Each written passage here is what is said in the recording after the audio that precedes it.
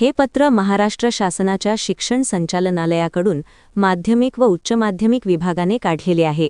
दिनांक 4 फेब्रुवारी 2026 आहे. हे आदेश सर्व विभागीय उपसंचालक, जिल्हा परिषद शिक्षणाधिकारी आणि शिक्षण निरीक्षकांना लागू आहेत. म्हणून हे परिपत्रक संपूर्ण राज्यासाठी बंधनकारक आहे.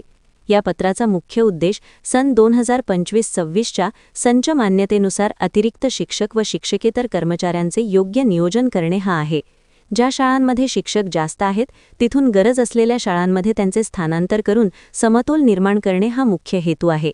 यामुळे कोणतीही शाळा शिक्षकांशिवाय राहू नये याची काळजी घेतली आहे. गेल्या काही वर्षात विद्यार्थ्यांची संख्या अनेक ठिकाणी कमी झाली आहे. ग्रामीण भागातील काही शाळांमध्ये पटसंख्या घटली आहे. शहरी भागात काही शाळांमध्ये पटसंख्या वाढली आहे. त्यामुळे शिक्षकांचे वितरण असमान झाले आहे. पूर्वी समायोजन प्रक्रिया पारदर्शक नव्हती अशी तक्रार होती. काही शिक्षक संघटनांनी याविरोधात आंदोलन व न्यायालयात याचिका दाखल केल्या होत्या. न्यायालयाच्या सूचनेनुसार शासनाने ही नवीन स्पष्ट प्रक्रिया ठरवली आहे. समायोजन प्रक्रिया मजबूत करण्यामागील धोरण.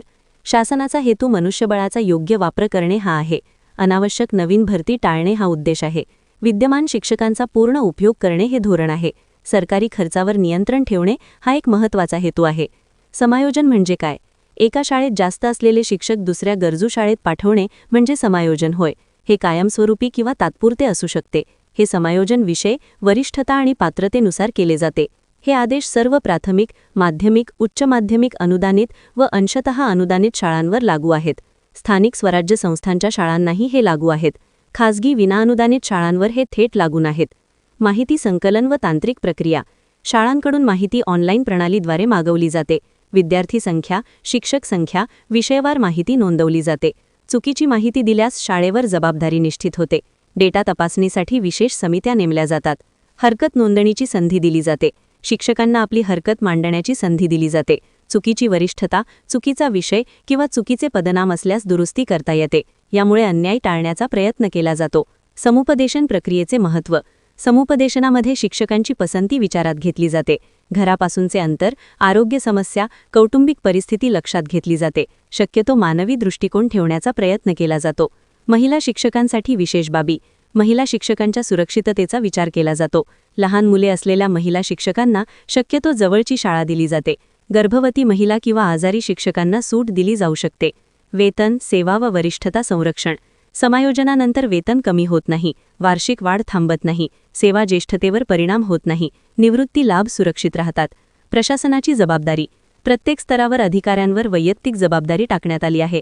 वेळेत काम न केल्यास शिस्तभंगाची कारवाई होऊ शकते. खोटा अहवाल दिल्यास चौकशी होऊ शकते. शिक्षक संघटनांची भूमिका. या प्रक्रियेत शिक्षक संघटना लक्ष ठेवतात. अन्याय झाल्यास आंदोलन किंवा निवेदन देतात. काही वेळा न्यायालयात दाद मागतात. यामुळे शासनावर दबाव राहतो. पालक व विद्यार्थ्यांवर परिणाम.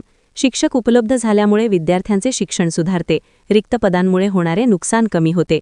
पालकांचा शाळेवरील विश्वास वाढतो. ग्रामीण व दुर्गम भागावर परिणाम. दुर्गम भागात शिक्षक मिळणे सोपे होते. पूर्वी शिक्षक जायला टाळायचे ते प्रश्न कमी होतात. ग्रामीण शिक्षणाला चालना मिळते. संभाव्य अडचणी. काही ठिकाणी राजकीय हस्तक्षेप होऊ शकतो. स्थानिक दबावामुळे प्रक्रिया बिघडू शकते. डेटा चुकीचा भरल्यास गोंधळ होऊ शकतो.